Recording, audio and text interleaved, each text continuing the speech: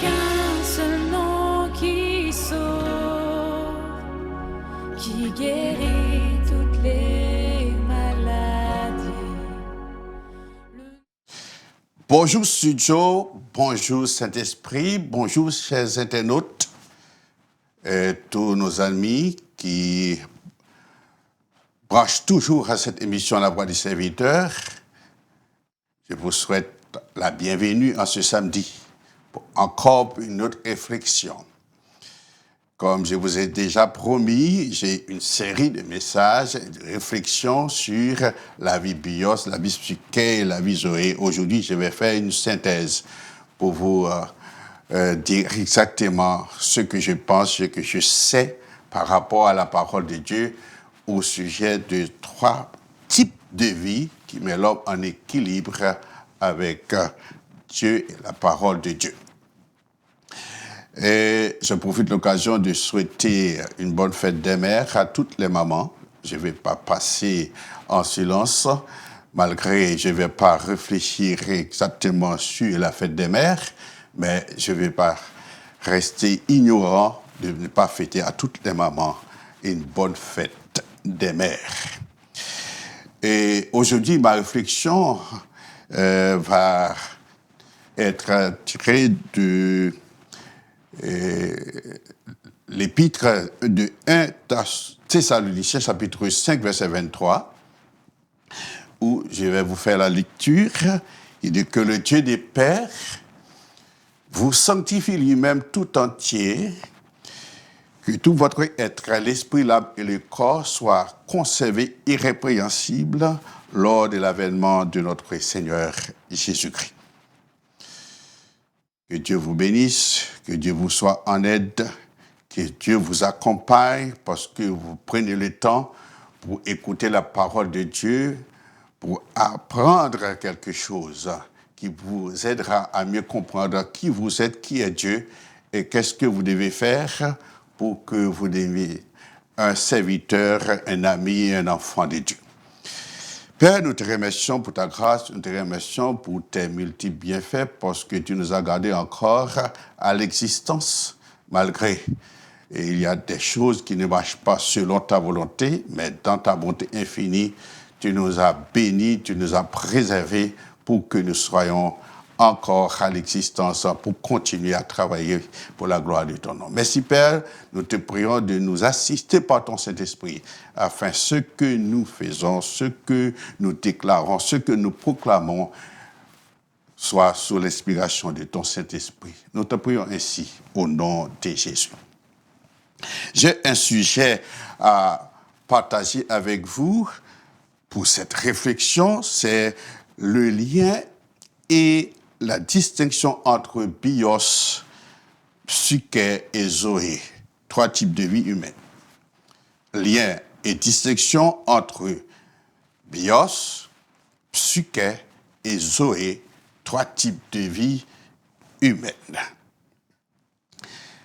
Je vous ai parlé déjà de bios, je vous ai parlé déjà de psyché, je vous ai parlé déjà de zoé. Maintenant, je vais faire un ramassage pour rassembler ces 3 types de vie pour que vous puissiez mieux comprendre c'est quoi la vie bios, la vie psyché et la vie zoé. Le lien et la distinction entre bios, psyché et zoé dans la pensée grecque et la littérature biblique, particulièrement le Nouveau Testament, structure une hiérarchie théologique de la vie, allant de la simple existence biologique à la plénitude divine.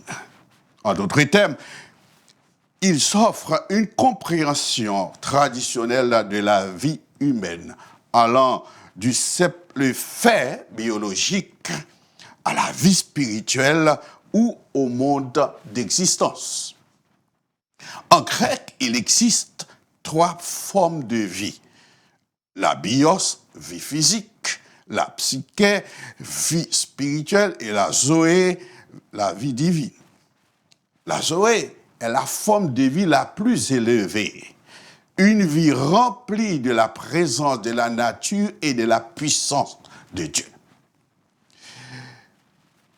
Dans ce verset, il y a une phrase célèbre dans laquelle Paul bénit les Thessaloniciens, souhaitant que Dieu consacre entièrement l'être humain, c'est-à-dire l'esprit, l'âme et le corps à son service.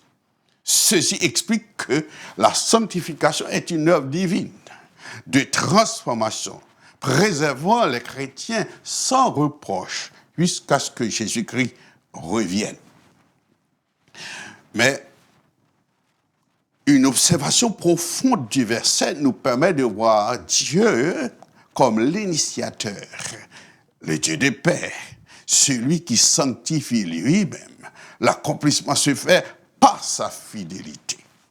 L'un des points clés que je pourrais souligner, c'est ce que Paul explique à la portée des chrétiens lorsqu'il dit tout entier, c'est-à-dire la sanctification est totale, englobant l'esprit, l'âme et le corps. Cet enseignement a comme but de préserver les croyants pour le retour de Jésus-Christ. Par définition, la sanctification est la transformation de tous ceux qui sont mis à part pour Dieu, se séparant du péché pour vivre dans la sainteté. Être dans la sanctification, les croyants sont en mesure de discerner le bien et le mal. Après avoir souligné pour vous, mes frères et sœurs, nos amis internautes, ces trois types de vie dans la Bible, je suis prêt à vous communiquer cette vérité. C'est-à-dire, dans la vie de chaque chrétien authentique, coexistent trois vies. La vie physique, la vie psychologique et la vie spirituelle qui est la vie divine. J'aimerais que vous mémorisiez ou écriviez ces trois mots grecs différents qui désignent ces trois vies. C'est bios, psyché et zoé. Vous allez les voir, regardez-les bien et réfléchissez là-dessus. J'ai 4 points pour cette réflexion. Premier point, la vie biologique et matérielle. C'est la vie bios. Premier point, la vie biologique et matérielle. Bios. Le mot bios est le mode de vie qui désigne une existence qualifiée. Par définition, cette vie indique la forme, la manière de vivre propre à un groupe, à un individu, en tenant compte de la vie citoyenne, professionnelle et intellectuelle. D'un point de vue littéraire, elle désigne la vie physique, la durée de vie ou le mode de vie. C'est la biographie, la vie sociale et politique de l'homme. C'est la vie biologique au sens général. La vie bios a ses caractéristiques. Elle est ce qui peut être qualifié de bon ou de mauvais, de louable ou de révoltant, contrairement à la vie zoé. Elle établit un lien en structurant et en donnant un sens à la vie zoé. Mais la Bible parle et la Bible nous donne des références clés qui nous montrent qu'est-ce que cela veut dire de la vie bios, de la vie zoé, de la vie psyché. Pardon, la vie psyché et la vie zoé. Souvent, le mot bios est utilisé pour les moyens de subsistance ou les biens matériels. Nous avons comme référence la veuve qui met tout son bios, c'est-à-dire toute sa subsistance dans le trésor. Car il est écrit, car tous ont mis de leur superflu, mais elle a mis de son nécessaire, tout ce qu'elle possédait, tout ce qu'elle avait pour vivre. Marc 12, verset 44.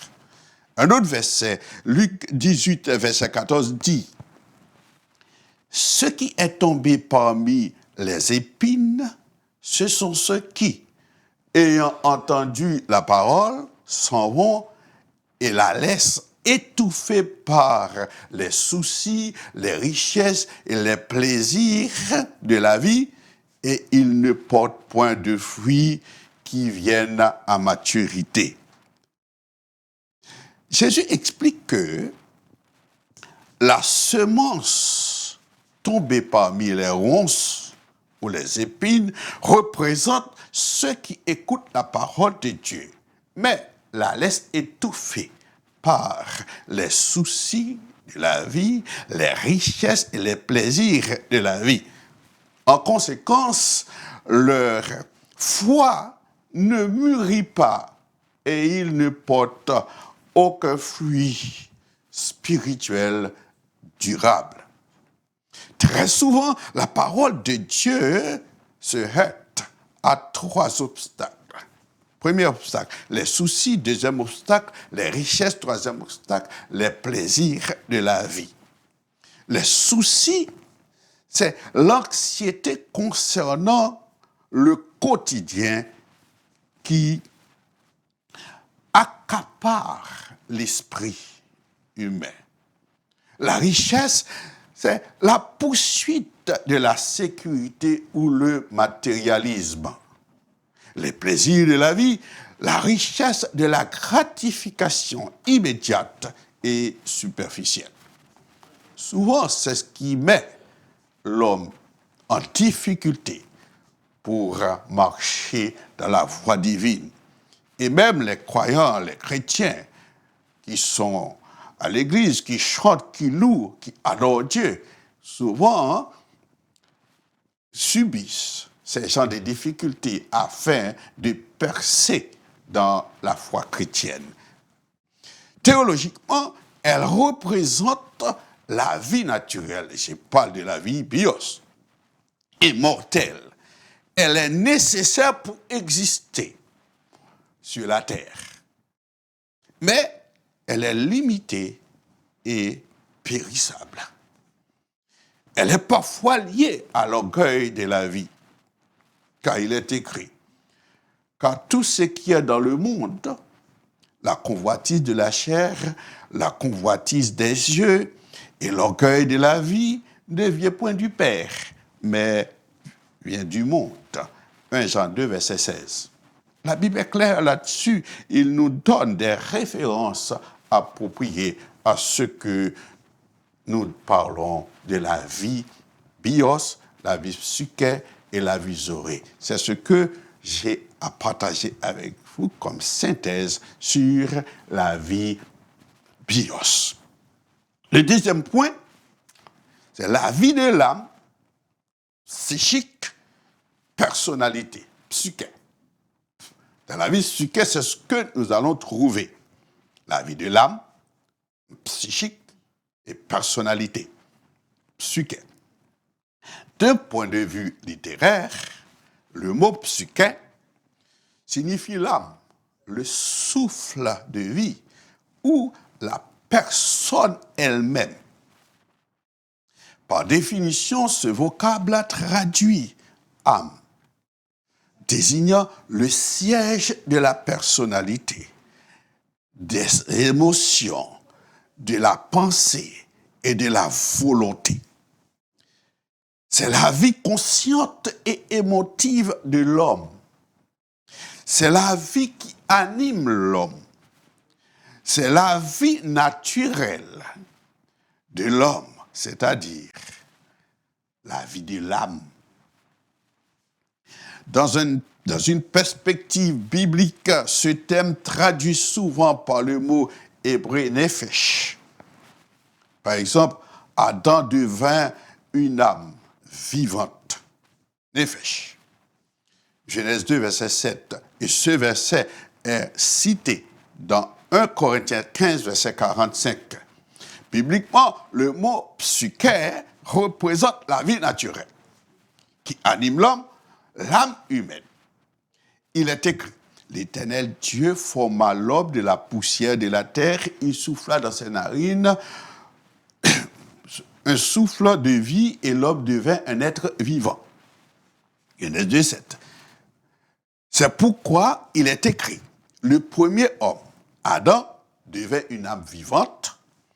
Le dernier Adam est devenu un esprit vivifiant. 1 Corinthiens 15, verset 45. Ces deux versets sont complémentaires, expliquant l'origine de l'homme et la nature de la résurrection. Ils opposent le premier homme, Adam, au dernier Adam, Jésus-Christ. Comprenez bien ceci. L'homme n'est devenu une âme vivante qu'après que Dieu ait soufflé son souffle de vie, l'esprit. Ceci nous montre que l'être humain est une union de matière, la poussière de la terre, et de vie divine, souffle divin. C'est la combinaison de ces deux parties qui donne ce résultat. Alors donc, Adam,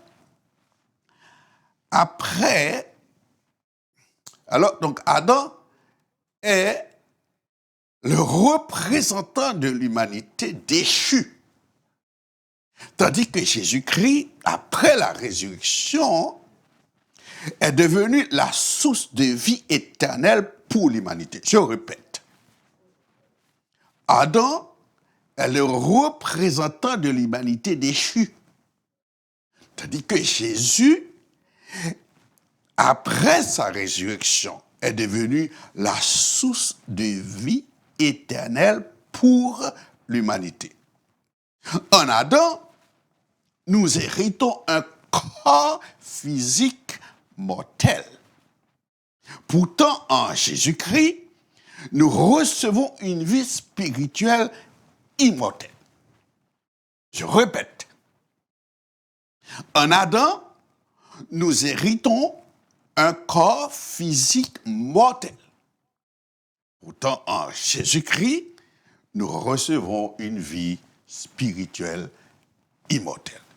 Vous allez réfléchir là-dessus et vous allez comprendre qui nous sommes et pourquoi nous devons adorer Dieu, pourquoi nous devons donner à Dieu tout entier en tant qu'adorateur, en tant que serviteur, pour que nous ayons la vie que Dieu offre à travers Jésus-Christ dans Jean 3,16. Théologiquement, psyché représente la vie psychologique ou naturelle de l'homme. Le pont entre le corps, bios, et l'esprit. Psyché.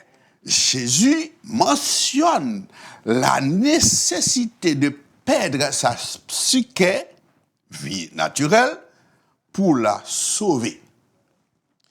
Il dit, celui qui conservera sa vie la perdra, et celui qui perdra sa vie à cause de moi la retrouvera. Matthieu 10, verset 39. En établissant un lien, la vie psyché, la vie de l'âme, fait le pont entre la vie zoé, la vie divine éternelle, et la vie bios, la vie biologique, manière de vivre, étant le centre intérieur de l'être humain. C'est que je partage avec vous en cette réflexion aujourd'hui sur la vie psyché, en faisant une synthèse de tout ce que je vous ai déjà expliqué en détail dans les réflexions précédentes. C'est comme troisième point, la vie divine et éternelle, Zoé. La vie divine et éternelle, Zoé. La vie véritable s'obtient lorsque, en tant que peuple de Dieu, serviteurs, adorateurs, nous cherchons d'abord le royaume de Dieu. Elle s'obtient, c'est-à-dire la vie, Zoé, lorsque nous recherchons Dieu sur ses voies, en suivant celle du Christ, car lui seul peut nous donner la vie en abondance. Zoé est la vie suprême, la vie spirituelle. Quand la Bible parle de la vie éternelle, le mot Zoé est employé pour désigner cette vie. Le mot Zoé, en grec, signifie vie. Cependant, la signification de ce terme dépasse largement la simple existence ou la vie physique. Il évoque une vie vibrante, éternelle et divine. C'est une vie qui vient de Dieu et qui nous est accessible par une relation avec Jésus-Christ.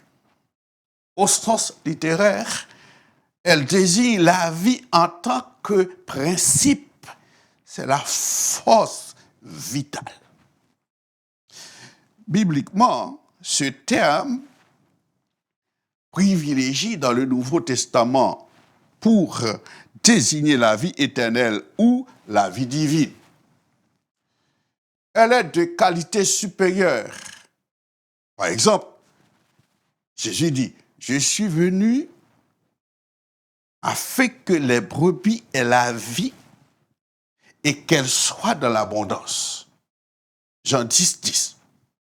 Dans ce verset, Jésus oppose sa mission à celle du voleur, Satan, le diable, ou les faux bergers. Il déclare qu'il est venu pour offrir la vie éternelle et spirituelle en abondance, caractérisant par la paix, la grâce et la sécurité. Pourtant, le voleur, le diable, cherche à détruire et voler cette vie. Ceci veut dire que lorsque vous êtes attaqué par Satan, vous et nous, qui sommes des croyants, des chrétiens, serviteurs de Dieu, le diable vise le ciel. Il veut nous faire perdre le ciel. Il veut nous faire perdre le salut. Parce qu'il sait, si nous marchons dans la droiture, si nous marchons dans l'obéissance, si nous marchons dans la foi, si nous ne heurtons pas de quoi que ce soit, nous sommes focus sur Dieu, il va nous perdre. Nous aurons la vie éternelle que Dieu offre à travers le sacrifice de Jésus-Christ sur la croix. Théologiquement, c'est la vie de Dieu communiquée à l'homme par la foi.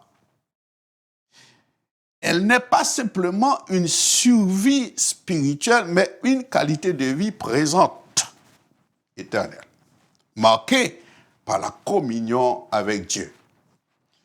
Elle est incarnée en Jésus. Jésus dit, je suis le chemin, la vérité et la vie. Zoé. Jean 14, verset 6. Jean 14, verset 6. Dans le Nouveau Testament, elle est souvent utilisée pour désigner la vie supérieure ou spirituelle, la vie éternelle. C'est la vie Zoé. C'est la vie psyché. Et la vie Zoé, pardon. Je vais faire une synthèse entre ces trois étapes, vie bios, vie psyché, vie Zoé. en quelques mots, une synthèse entre Bios, Psyché et Zoé. Je veux dire quoi? La synthèse qui existe entre Bios, Psyché et Zoé offre une vision holistique, c'est-à-dire globale, de l'existence humaine, articulant la vie biologique, la vie psychique et la vie spirituelle et transcendante. Ces trois vocables grecs, bien que souvent ils traduisent simplement par vie, ils désignent fondamentalement des aspects distincts et complémentaires. Le passage de Bios à Zoé, la théologie biblique oppose souvent la vie du monde, Bios, à la vie de Dieu, Zoé. La vie Zoé est reçue par la nouvelle naissance, naître de nouveau. En établissant un lien, c'est la base biologique nécessaire à toute autre forme de vie. La vie Zoé est la vie de Dieu, la vie éternelle. La vie psyché est la vie de l'âme. La vie bios est la manière dont cette vie est vécue et déployée dans le monde, c'est-à-dire le fait de vivre, l'action humaine. Comme médiateur, nous avons l'âme, psyché. L'homme possède bios, c'est-à-dire le bios, le corps, et la psyché, l'âme ou l'esprit, à la naissance naturelle. C'est-à-dire tout ce qui est né, tout homme qui est né, possède ces deux types de vie, bios et psyché, en tant que créature de Dieu. Et la Zoé est la vie divine qui vient renouveler la psyché et glorifier le bios, le corps, lors de la résurrection. Vous devez comprendre, moi qui vous parle en tant que serviteur de Dieu, qui vous communique ce message, cette réflexion, nous sommes tous des créatures de Dieu. Mais il y a quelque chose qui marque une différence entre les êtres humains en tant que créature de Dieu et enfant de Dieu. Pour être enfant de Dieu, il y a quelque chose de plus que vous devez faire. Pour marquer cette différence, il y a une action que vous devez poser. Nous allons voir quelque part. Hiérarchie. Bios, ce que j'ai, comment je vis. Bios, ce que j'ai, comment je vis. Psyché, ce que je suis. Zoé, c'est la vie de Dieu en moi. Zoé est la vie au sens le plus large, dont le bios n'est que l'enveloppe temporaire. C'est ce que nous devons savoir, c'est ce que nous devons apprendre dans la parole de Dieu. Je vous donne un peu de mots, selon ma capacité, ce que Dieu me permet de comprendre, de savoir. Vous qui lisez la parole de Dieu, vous qui êtes serviteurs, adorateurs, enfants de Dieu, essayez de mieux comprendre afin que vous puissiez communiquer cette vérité à ceux qui ne comprennent pas, à ceux qui doivent comprendre afin qu'ils grandissent dans la foi. Et ceux qui n'ont aucune relation avec Dieu, qui n'ont aucune expérience avec Dieu, puissent comprendre afin qu'ils deviennent aussi des enfants de Dieu, des adorateurs de Dieu. Enfin, pourquoi vous et moi, nous devons choisir la vie? Parce que la vie est le plus beau cadeau que vous puissiez faire à quelqu'un. Vous pouvez faire beaucoup de cadeaux à des personnes qui existent déjà et que vous aimez. Mais offrir la vie à quelqu'un est un cadeau d'une valeur inestimable. Cette semaine, nous savons qu'il y aura beaucoup de cadeaux qui vont distribuer à l'occasion de la fête des mères. C'est bien, c'est gentil, c'est agréable. Ce que vous devez savoir, offrir la vie à quelqu'un, donner la vie à quelqu'un, c'est quelque chose qui n'a pas de prix. Zoé, ce mot désigne la vie dans son sens le plus profond. La vie en tant que principe, c'est la vie telle que Dieu l'a et telle qu'il l'a donnée à son Fils comme homme pour l'avoir rendu lui-même. Jean 5, 26. À la naissance physique, nous ne possédons que la vie physique, bios, et la vie spirituelle, psyché. À la naissance, tout homme, comme j'ai déjà dit plus haut. Nul ne possède la vie Zoé à la naissance. Mais lorsque nous avons cru au Seigneur Jésus-Christ comme notre Sauveur, nous avons reçu le Christ en nous. Nous sommes nés de nouveau pour avoir la vie divine. C'est ainsi que vous pouvez posséder la vie Zoé. C'est lorsque vous recevez le message de la parole de Dieu. Vous croyez dans ce message.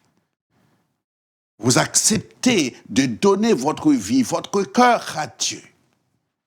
Vous dites, Jésus, aujourd'hui, je suis reconnaissant de mon état de péché, de culpabilité, de ma désobéissance, de ma rébellion. Maintenant, je vais être à toi.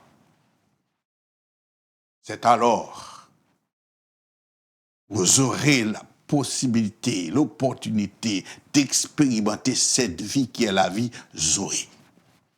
Mais avant cette action, vous êtes une créature de Dieu, vous possédez en vous la vie bios et la vie psyché, comme tout le monde.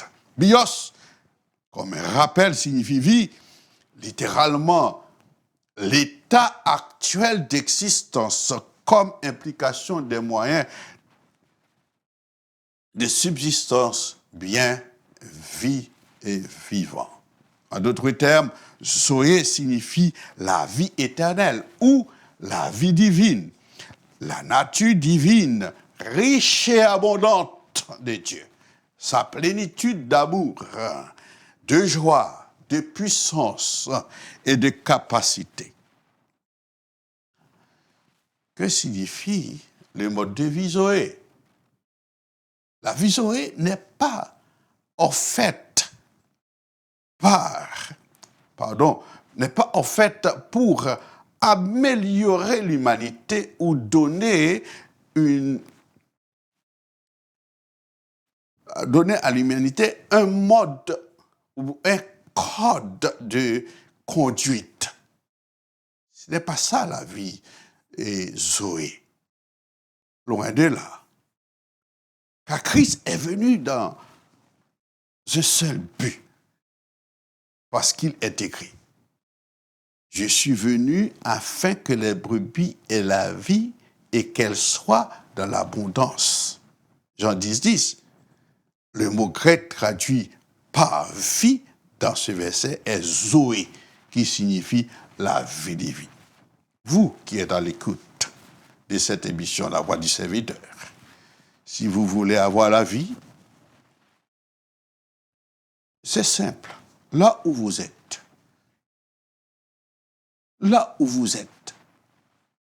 communiquez avec Jésus. Dit aujourd'hui, Seigneur, je suis convaincu que ma vie doit être pour toi. Je vais offrir ma vie tout entière à toi. Je reconnais que maintenant, tu es le Seigneur, tu es le Sauveur de l'humanité. Accorde-moi la grâce pour que je sois un de ceux qui te connaissent, un de ceux qui t'adorent, un de ceux qui te louent, un de ceux qui sont tes enfants. Parlez, il vous écoute. Il vous prendra la main. Il vous amène au bon port. Comme je vous ai dit toujours, soyez intelligents. Ne prenez pas le temps comme habitude d'écouter la parole de Dieu pour écouter. Ou attendre la parole de Dieu pour entendre. Entendre et écouter. C'est-à-dire, il faut faire une action après avoir entendu. Le Seigneur Jésus vous aime, il vous appelle. Et il reviendra, même quand vous entendez tout ce qu'on dit partout et ailleurs. Ça fait longtemps, ça fait des milliers d'années. Il reviendra. Il est à la porte. Ouvrez-lui la porte, il entrera chez vous. Il fera de vous son enfant, il fera de vous son frère, il fera de vous son ami. Il sera votre Dieu, votre sauveur, votre libérateur. Que Dieu vous bénisse. Soyez dans la paix de Dieu. Soyez dans la paix de Dieu. Et que Dieu vous bénisse. À la prochaine.